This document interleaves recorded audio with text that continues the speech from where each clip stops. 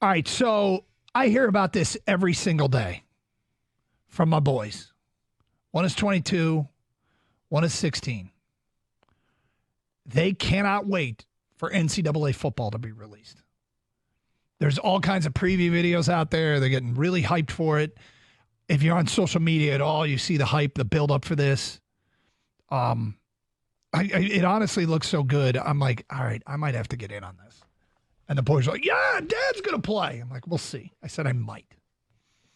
But it looks like they have done a hell of a job with this game. But I just saw something and it makes me wonder, how will the world react to this? There's a story on NOLA.com, okay? So out of New Orleans, Louisiana. And I saw it posted to social media because the story's behind a paywall, but the story reads that 38 LSU players did not opt in the game. 38. Players can opt in later, but as of now, 38 LSU players did not opt in. Now, there's some other things that some LSU fans were disappointed about, in like uniforms. They didn't have the alternate uniforms or whatever. That seems minor.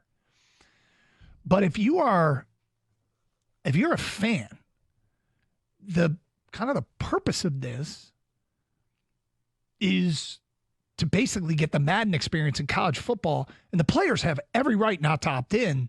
They're all getting a stipend for this, but you don't have to sign over your rights. 38 is a sizable portion of the roster. So now that's just LSU. We may find out that 4 players in the entire Big Ten didn't opt in. Like, I don't know but wouldn't that kind of ruin the game? Yeah, it would. I mean, if you're excited and thinking that you're going to have all the college players are now part of the game, and then you realize they're not, there's just a number there, and there's nothing that says it's Nussmeier or whatever. I don't know. Right.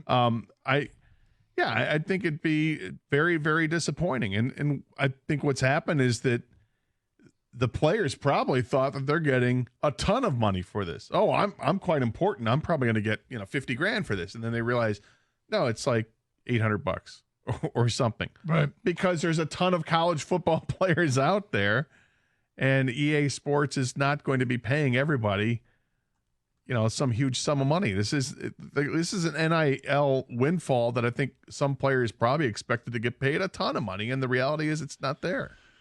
I remember I guess every player that opts in gets $600. And remember, we actually read this on the air earlier. There's an elite tier of players that get more. But how much more? Twice as much? I don't know. What I'm saying? I don't really remember. But there was you could make more if you were one of the elite players. But these are guys that are the elite players in college football now are commanding monster NIL payments. Mm-hmm. So if EA Sports comes out now, they want to pay. Yeah, well, we'll pay the quarterback for LSU. We'll give you $5,000. I mean, he's like, "Are you kidding me? $5,000? Psh, you don't even answer my phone for that." Because that's where it's gotten. And NIL's gotten so out of control, and this is like a legitimate NIL thing. This is what it was all fought about in the first place. This is what started the Ed O'Bannon case, which is where 30 years ago. Yeah. This is where it is. And that's the first time I think I heard the term name, image, or likeness. And now it's just become, well, we're going to take the, under the counter or backroom payments in a paper bag. We're going to put, now it's OTC. It's over the counter. Now it's all above board. And because the NCAA, they're not doing anything about it anymore. It's, it's legalized, booster involvement, and everybody's getting paid. So now it's all there, and here's a legitimate case of NIL, and they're scoffing at it because it's nowhere near what they can get in what is now a legitimate world of flat out paying players. I don't like it, but it is what it is. I do want to hear from the gamers out there. 38. Look, maybe you'll never play with LSU or care to play with LSU and doesn't impact you in any way.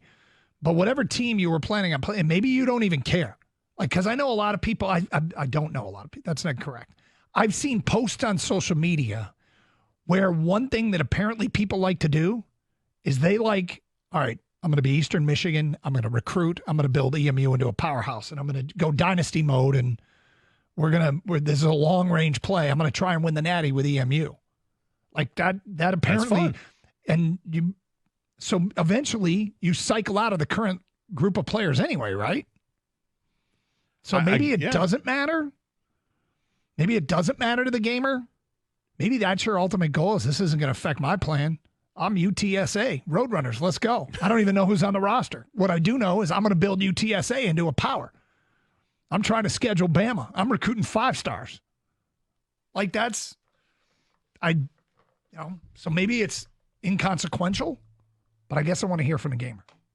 248-539-9797 are those that have great anticipation over this game. I mean, eventually what's going to happen with the players opting out of this is that you're just going to have the video game representation of, hey, here's quarterback number 12 for LSU, and he'll have the attributes of a 5-star or 4-star or whatever.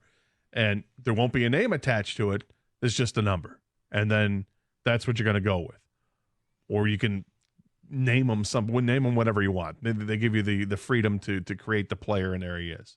So maybe you'll add Nussmeier in there. I'm just picking out Nuss. Isn't he the quarterback heir apparent there at LSU? Yeah. That I don't know if he's opted out or not, but saying he has, if you can just put him in the game and type in the name yourself, there's nothing to say you can't do that. Nick in Berkeley says the game used to come out with no player names. It'll be just fine without actual players. The dynasty mode, those players leave after 4 years anyway.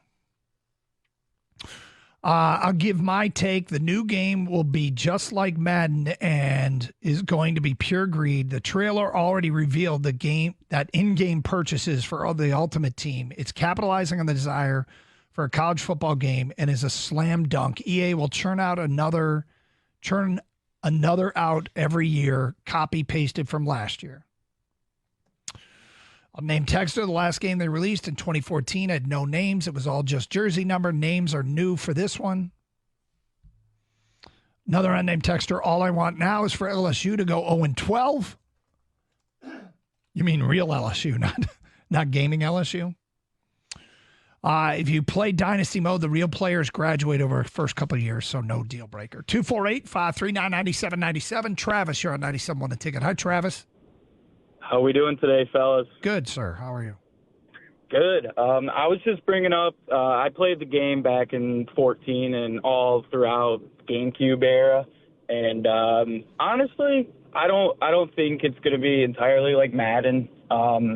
Basically, like that ticket text just said, once the players graduate, you're typically just stuck with random names.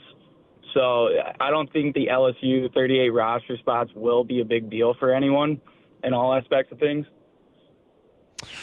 Yeah, I mean, look, if you're just, going dynasty mode and whatever, I don't know who your favorite team is, Travis. Who's your favorite team? Oh, Michigan, of course. Okay, so if Donovan Edwards isn't in the game and they just had a running back with a 7 on it that had many Edwards properties, I mean, I don't know if they can even do that now, make it his likeness, if they can even do that legally now, or they just had, somebody back there. He's on the cover. Right. I know I'm just using it as an example. And it's Montgomery or somebody that doesn't exist. That doesn't matter to you at all.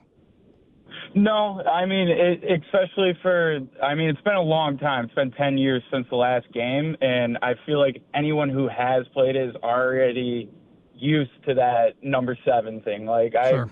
I've played the whole time, and it's just going to be a better version of the game, Madden-like, but I think a lot of fans will be happy in the fact that LSU is opting out. I think they're just missing out with it. I wonder if it's like a head coaching thing. So I wonder a little bit, too, how many of those players will regret it? Like, don't you think that would be a ton of the fun is playing with yourself? All right, here you go. Say it again, Doug. Say it for the people in the back. Don't you think it's fun to play with yourself? It's a ball. Listen. Every dude would want to. Yeah, I think I think it would be fun to look back, pop in the game, and you're pointing out to your kids like, see, that's me right there. Well, how was that? Well, see the name? It's my name right there. Yeah. That's me. This is how they modeled the game. That says Montgomery. Yeah. This is Montgomery. But if if it's not, but if you know the player is you, even though they don't have the name, but they got the number, right? Because they put numbers of roster players, and then it's up to the people to figure out who it is. If it's the same attributes, does it take away? If it's the same thing, the only thing that's different is the name isn't on there. I think you get used to it. It's not that big of a deal. I think it's interesting that when they get to the cover of the game, the players that are on the cover of this, with Quinn Ewers and Travis Hunter and Jalen Milrose there, and then there's Donovan Edwards. It's just it's interesting as Donovan Edwards is not even the best player on their team. Whereas you look at Colorado, Travis Hunter and Quinn Ewers in Texas, and he's probably their most recognizable player, though. Might be. Yep. But I mean, there's a couple guys there. It might be top 10 draft picks in the draft. They move merchandise, man, and he's a recognizable figure in college football. He's had a wild career when you think about. He might have 4 of the biggest runs in Michigan's top 10 in their history, and he was essentially the backup running back to Blake Corum. They kind of looked at it as a 1A and 1B, but he's had an interesting career arc, to say the least. It's his show now, though.